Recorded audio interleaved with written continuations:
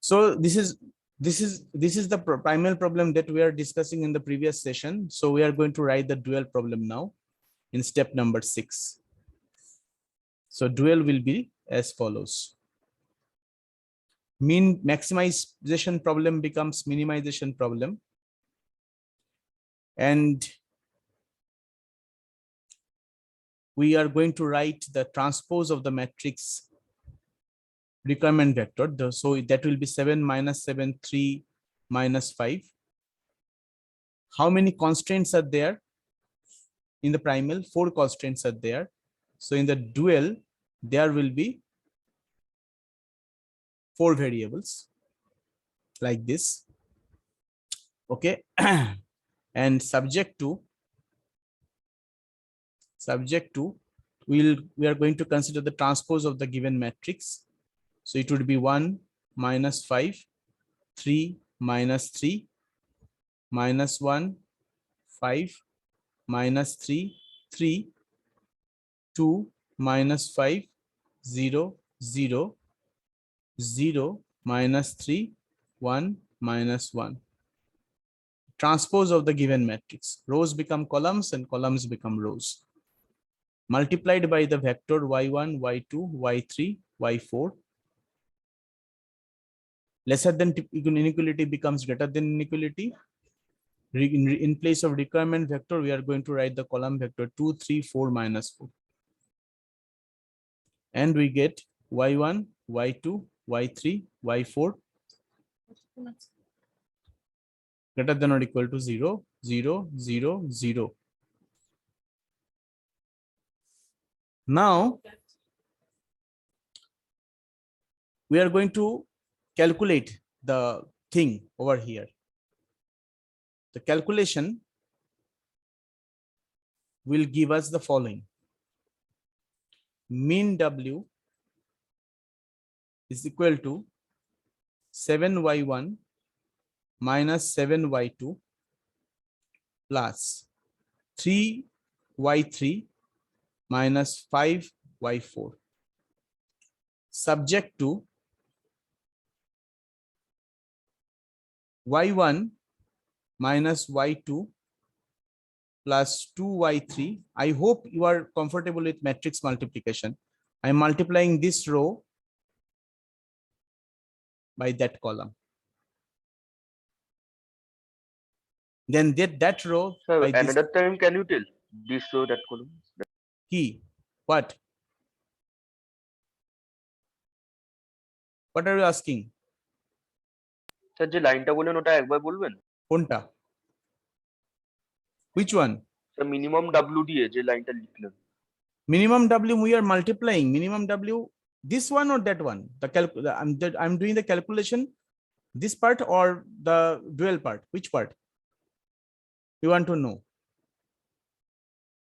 Sir, this one, sir. কি জিজ্ঞেস করছো বলো? কি জানতে চাও বলো? Minimum W sir minimum W দিয়ে সাবজেক্ট টু যেটা লিখলেন ওই জায়গাটা একবার একটু বলে দেবেন? Matrix, I'm multiplying the matrix. Two matrices are getting multiplied. The matrix multiplication rule here, the matrix order is 4 cross 4 and here the matrix order is 4 cross 1.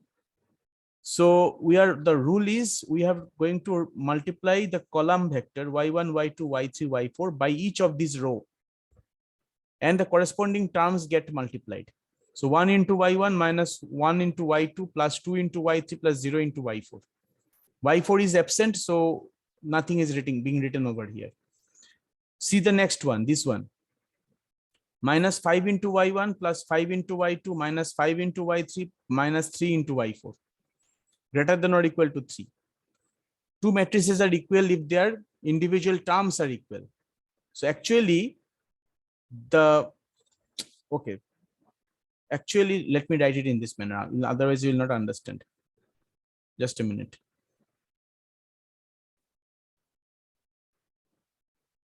So it would be 0 into y4.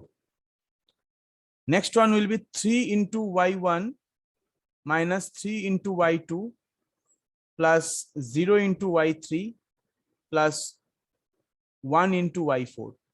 Next one will be minus 3 into y1 plus 3 into y2 plus 0 into y3 minus 1 into y4. This is the matrix that we are getting. This is the matrix of order 4 cross 1. This matrix is equal to the matrix 2, 3, 4 and minus 4, which is again of order 4 cross 1. And y1, y2, y3, y4, they are greater than or equal to 0.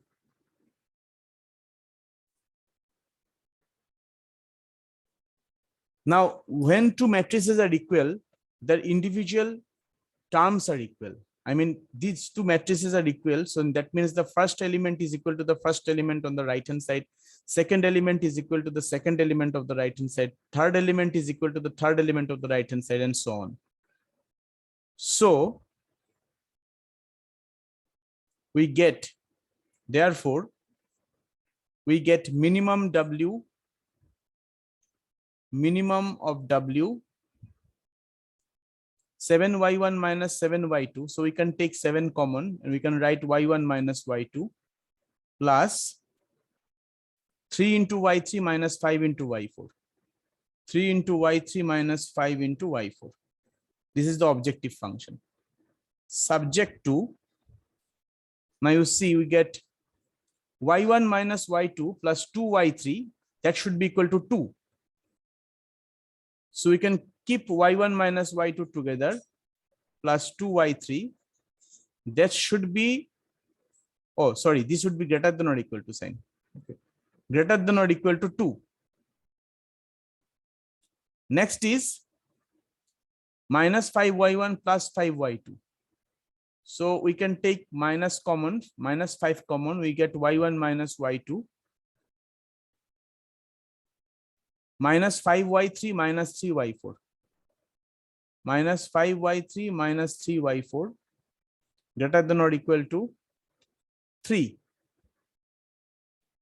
Then 3y1 minus 3y2. We can take 3 common. 3y1 minus y2 minus, sorry, plus 0y3. y3 is not present. y3 will not be present over here. So we get y4 only plus y4, which is greater than or equal to 4, which is greater than or equal to 4, and minus 3y1 plus 3y2. So we can take minus 3 common, y1 minus y2 minus y4 minus y4 greater than or equal to minus 4.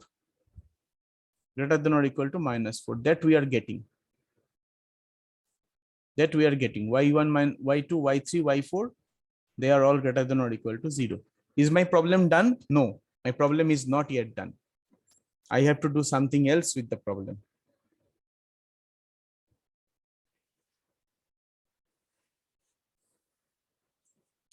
So now you should carefully observe. First of all, if you can recall, when we started the problem, first of all, to shape the problem, we dealt with the equality sign, and then we dealt with the unrestrictedness.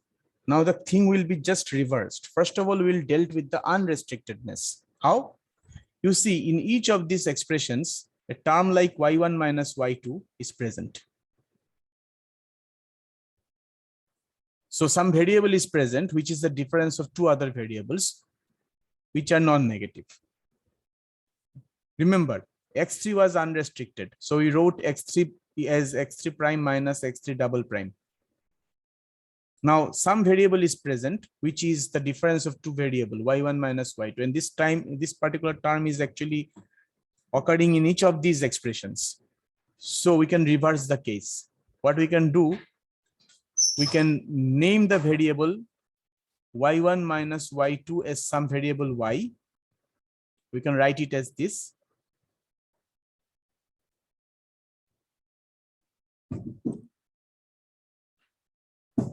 Okay, subject to y plus 2y3 greater than or equal to 2 minus 5y minus 5y3 minus 3y4 greater than or equal to 3, 3y plus y4 greater than or equal to 4, minus 3y minus y4 greater than or equal to minus 4. y3, y4 greater than or equal to 0, y is unrestricted. Am I done with the problem? No, not yet. Now I am going to take care of the equality sign. So just look at this expression. So in the next step, we are going to write it the following. So we have min W, which is equal to 7y plus 3y3 minus 5y4 subject to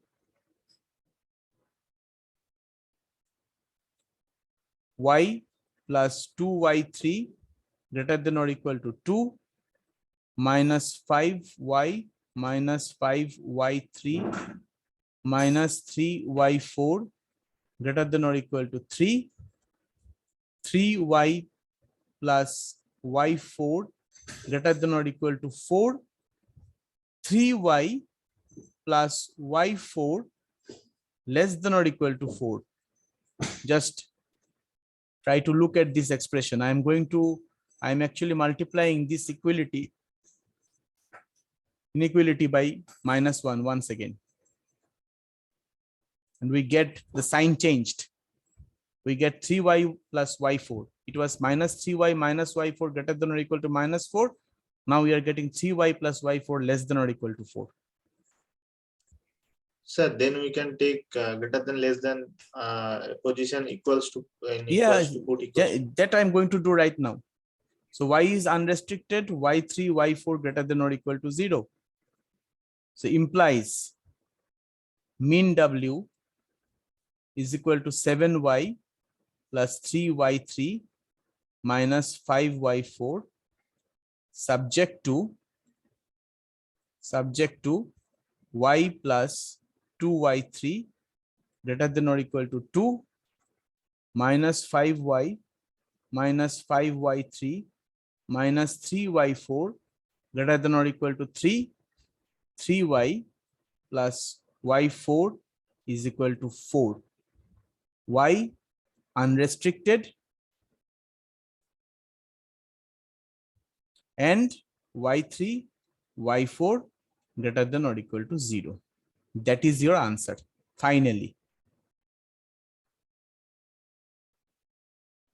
This is your answer. This is your dual.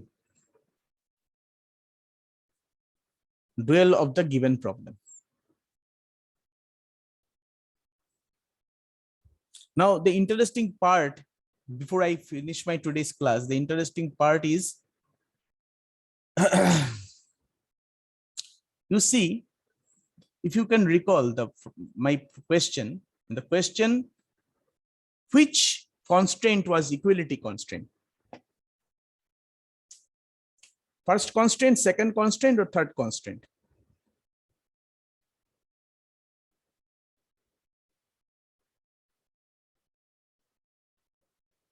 In the problem, which constraint was equality constraint?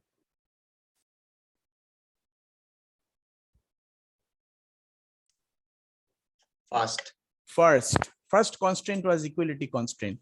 But here you see it is third. Okay. In the primal problem, the first constant is equality constraint. In the dual problem, the first variable is unrestricted in sign. In the primal problem, which variable was unrestricted in sign? Third one. In duality, the third constraint is equality.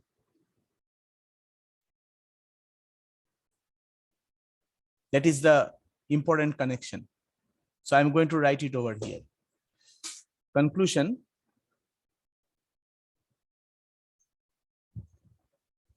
If in a primal problem,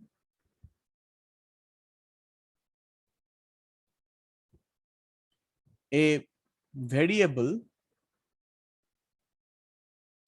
is unrestricted in sign, then in the dual, the corresponding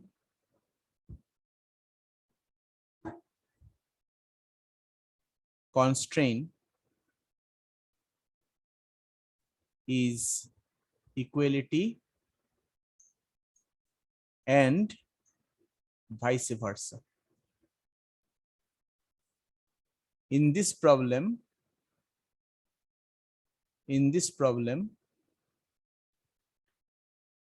the first variable in the primal is unrest. Sorry. Sorry.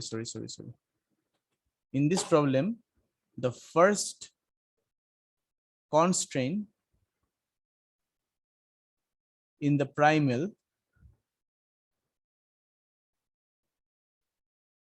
is equality. So the first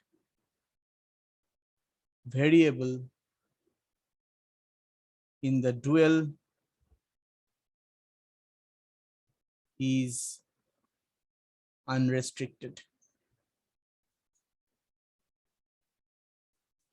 And the third variable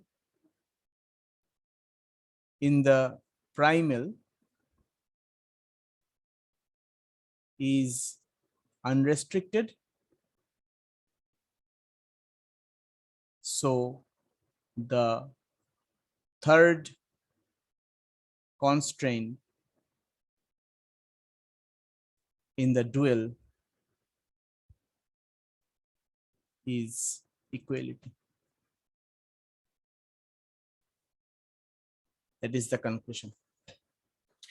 And I'm done with the problem. I'm tired.